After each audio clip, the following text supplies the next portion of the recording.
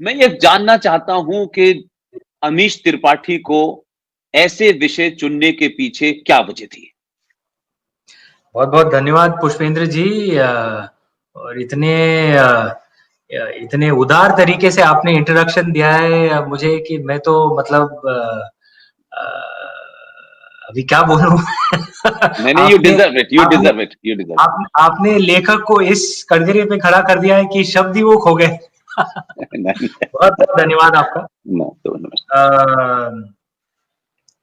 देखिए, कुछ लेखक ऐसे होते हैं जो बचपन से उनके जहन में शायद ये सपना होता है कि वो बड़े होकर लेखक बने, लेखन में रुचि होती है उनकी।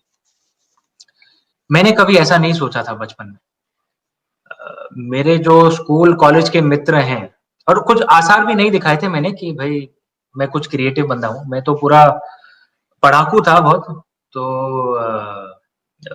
वो जो कहते हैं जो लेफ्ट ब्रेन। तो ग्रेजुएशन भी मैंने गणित में की, मैथमेटिक्स में, और फिर एमबीए किया आईआईएम कलकत्ता से। खेलकूद भी बहुत करता था, boxing, gymnastics, cross country running, badminton, ये सब। लेकिन कभी मैंने जैसे जो कहेंगे कि भाई कुछ फनकार हो या कोई क्रिएटिव हो, ऐसा कभी मैंने कभी कुछ नहीं किया था। स्कूल कॉलेज में मैंने कभी कुछ काल्पनिक कहानी कुछ नहीं लिखी थी, कभी कुछ नहीं लिखा।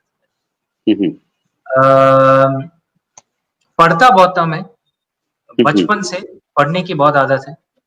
हमारा परिवार ही ऐसा था कि सरस्वती माँ की बहुत आशीर्वाद थी, लेकिन लक्ष्मी माँ हमसे कई हद तक दूर ही रहती थी हमारे परिवार से। तो बाबा जी जो थे, मेरे पिताजी के पिताजी, वो पंडित थे काशी में, विश्वनाथ जी में, और बीएचयू में पढ़ाई करते थे। हमारा जो परिवार था कई हद तक महामना मालवीय जी का जो दान कर्म जो था, वो होनहार बच्चों को सपोर्ट करते थे, दान करते थे। उनमें से एक थे मेरे बाबा जी। तो हमारे लिए महामना जी तो भगवान के, हमारे परिवार में महामना जी तो उनको हम भगवान मानते हैं, क्योंकि मालवीय जी के कारण ही हमारा पूरा परिवार आगे बढ़ गया।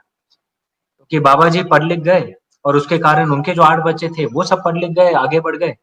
और फिर वो सब हिंदी मीडियम में पढ़े थे, और अगली जो पीढ़ी थी, हमारी पीढ़ी, हम सबको अंग्रेजी मीडियम में पढ़ा है, तो हम और भी आगे बढ़ गए। तो ये हमारी परिवार की परंपरा है कि जो शास्त्र ज्ञान, जो हमारे जो संस्कृति, ये सब तो परिवार में सीखा।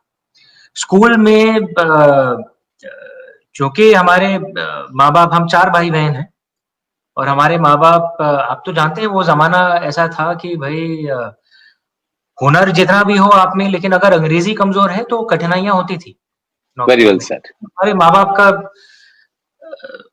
तो उन्हें भी कठिनाई उठानी पड़ी, और उन्होंने निर्णय किया था कि उनके जो 4 बच्चे हैं वो ये कठिनाई नहीं उठाएंगे।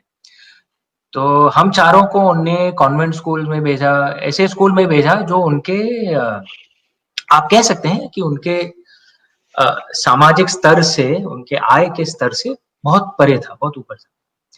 मतलब मेरे स्कूल के कई मित्र ऐसे थे जिनके मतलब जो जूते जो पहनते थे उसके दाम मेरे पिताजी के मासिक आमदनी से ज्यादा थी। ऐसे स्कूल में हमें भेजा गया था, और माँ हरदम कहती थी कि तुम इन लोगों के साथ घुलोगे मिलोगे, ताकि जब आगे तुम्हें इनके साथ compete करना पड़े तुम इनसे डरोगे नहीं। क्योंकि वो कहती थी कि क्या होता है कि हम जो हिंदी मीडियम के जो लोग हैं, जो लोग अंग्रेजी फर्राटेदार बात करते हैं, हम उनसे सहम जाते हैं, डर जाते हैं। तो वो चाहते थे हमारे माँ बाप कि आप ऐसे स्कूल में जाएंगे ताकि ये उच्च वर्ग के जो लोग हैं इनके सामने आप कभी सहमेंगे नहीं, डरेंगे नहीं।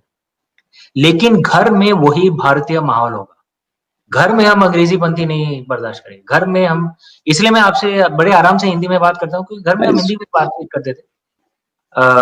पूरा जो हमारी भारतीय संस्कृति थी, घर में योग करते थे। मतलब जो घर में जो बातचीत होती थी हमारे शास्त्रों के ऊपर, हमारे संस्कृति के ऊपर। तो शायद आप कह सकते हैं कि भाई 2 नाव पे मैं सफर कर रहा था। एक जो अंग्रेजी मीडियम का स्कूल है और घर में पूरे भारतीय संस्कृति में लिप्त। तो इसीलिए ये सब फ़लसफ़े, कहानी, हमारी संस्कृति सब मेरे दिमाग में मतलब बचपन से ही बैठी हुई थी। और चूँकि मेरे बाबा भी बहुत पढ़ते थे। देखिए, कई बार ये लोग भूल जाते हैं कि बच्चे ये नहीं करते जो उनके माँ-बाप उन्हें करने को बोलते हैं। बच्चे वो करते हैं जो वो अपने माँ-बाप को करते देखते हैं। Very well sir. तो अगर माँ-बाप बोल रहे हैं कि बेटा पढ़ो, लेकिन खुद नहीं पढ़ रहे हैं, तो बच्चे नहीं पढ़ेंगे।